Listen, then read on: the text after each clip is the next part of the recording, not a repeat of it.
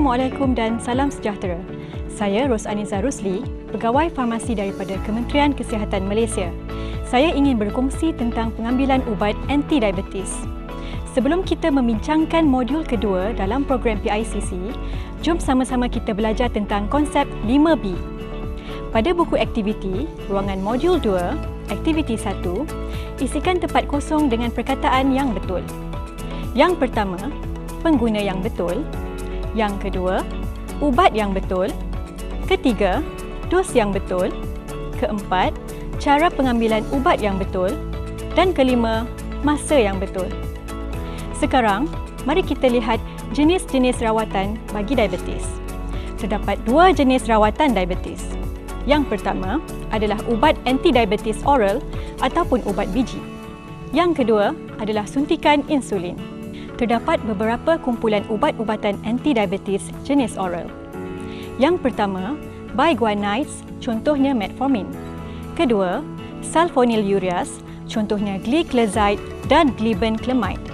Acarbose termasuk dalam kumpulan alpha-glucosidase inhibitor.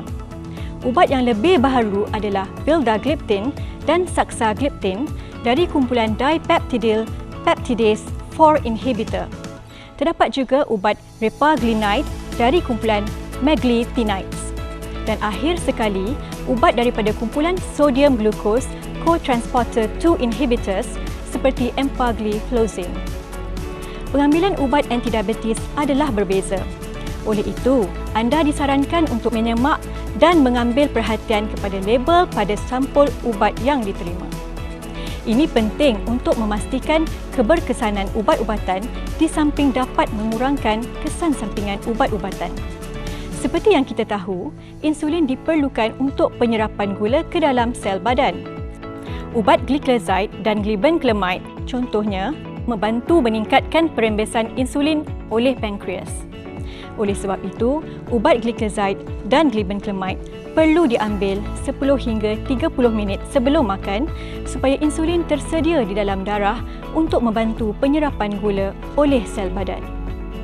Ubat acarbose membantu mengurangkan kadar penyerapan glukosa supaya paras gula dalam darah dapat dikawal.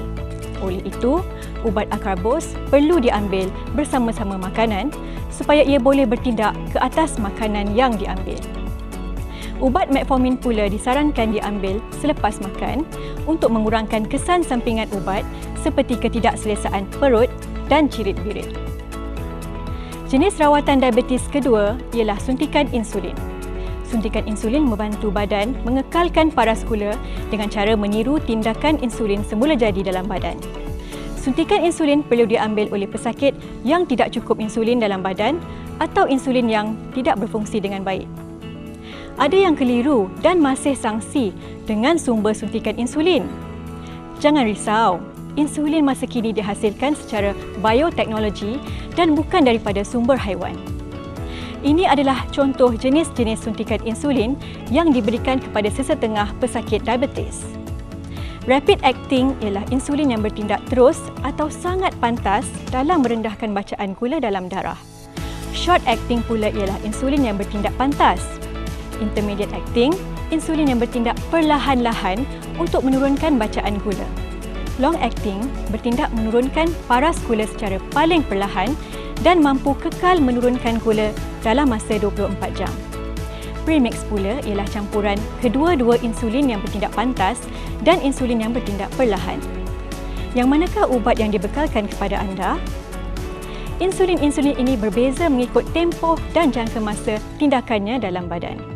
Insulin rapid dan short acting membantu badan untuk mengawal paras gula dalam darah pada waktu makan. Ini adalah kerana insulin rapid bertindak dalam masa 15 minit. Maka insulin rapid perlu diambil 5 hingga 15 minit sebelum makan atau sejurus selepas makan. Insulin short acting pula bertindak dalam masa 30 minit selepas suntikan. Oleh itu, perlu disuntik 30 minit sebelum makan. Insulin intermediate acting digunakan untuk mengawal paras gula dalam darah pada luar waktu makan dan sepanjang waktu tidur. Maka insulin jenis ini diambil sebelum tidur malam yang selalunya diambil 1 jam sebelum tidur.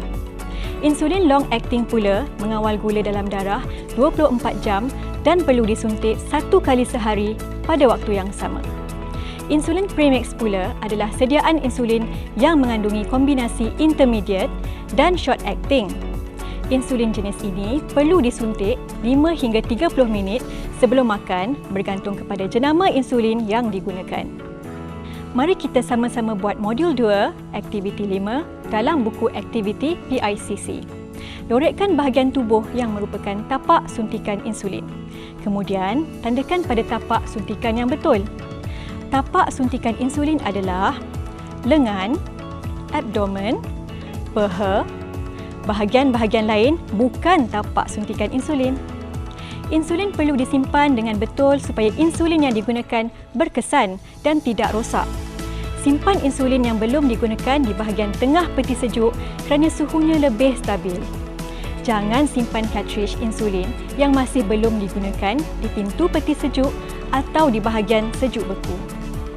Cartridge insulin yang telah dimasukkan ke dalam pen boleh disimpan pada suhu bilik dan hanya boleh digunakan selama 1 bulan.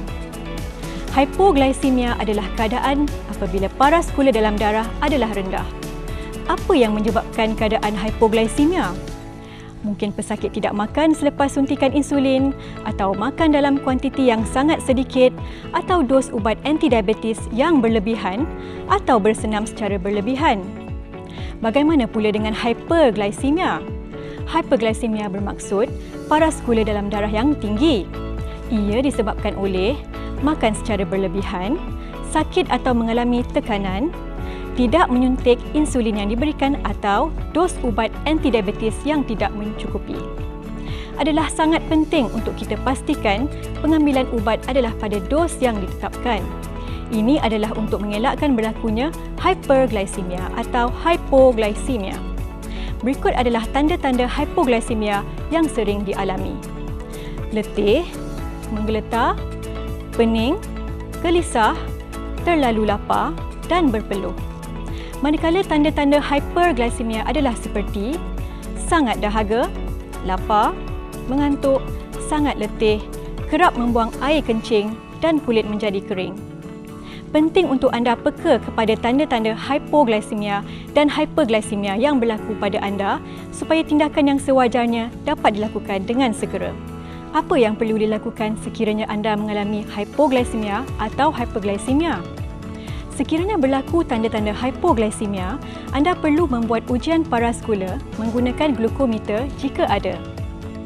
Jika paras gula adalah kurang dari 3.9 milimol per liter, minum 150 hingga 200 mililiter jus buah atau 3 sudu kecil gula yang dilarutkan ke dalam air. Uji paras gula dalam darah setiap 15 minit. Sekiranya bacaan gula dalam darah adalah kurang dari 3.9 milimol per liter, ulang langkah di atas iaitu minum 150 hingga 200 mililiter jus buah atau 3 sudu kecil gula yang dilarutkan ke dalam air. Langkah ini diulang sehingga bacaan paras gula dalam darah ialah lebih 3.9 milimol per liter. Sekiranya bacaan gula dalam darah melebihi 3.9 milimol per liter, pesakit boleh mengambil makanan seperti biasa. Bagi hyperglycemia, sekiranya paras gula anda adalah tinggi serta terdapat simptom seperti sangat dahaga, lemah, kekeliruan, nafas berbau seperti buah, dapatkan rawatan doktor di hospital berhampiran dengan segera. Sekiranya anda tidak mempunyai glukometer, perhatikan tanda-tanda hyperglycemia dan hypoglycemia dan dapatkan rawatan di klinik atau hospital yang berdekatan sekiranya perlu. Pemeriksaan kendiri paras gula sangat digalakkan kepada pesakit diabetes yang menggunakan insulin. Pesakit yang mengambil ubat jenis oral juga boleh melakukan pemeriksaan kendiri paras gula secara berkala. Bagaimanakah mengetahui diabetes anda terkawal? Paras gula perlu berada dalam julat 4.4 hingga 7 milimol per liter semasa anda berpuasa atau sebelum mengambil sarapan. Bagi bacaan paras gula secara rawak, contohnya paras gula yang diambil 2 jam selepas makan, julat yang terkawal adalah 4.4 hingga 8.5 milimol per liter.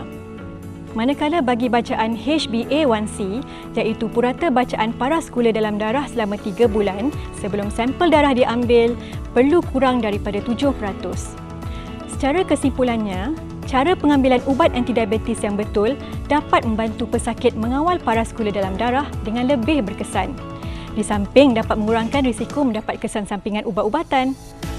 Sekiranya terdapat keraguan tentang ubat antidiabetes, dapatkan nasihat lanjut daripada doktor atau ahli farmasi. Tahniah dan syabas kerana anda telah berjaya sampai ke akhir modul ini. Penyertaan anda dalam sesi ini hanya akan dikira setelah anda menjawab dan menghantar jawapan Math Quiz. Terima kasih kerana meluangkan masa bersama-sama saya sepanjang sesi ini. Kurangkan manis dalam minuman, tambahkan manis dalam senyuman.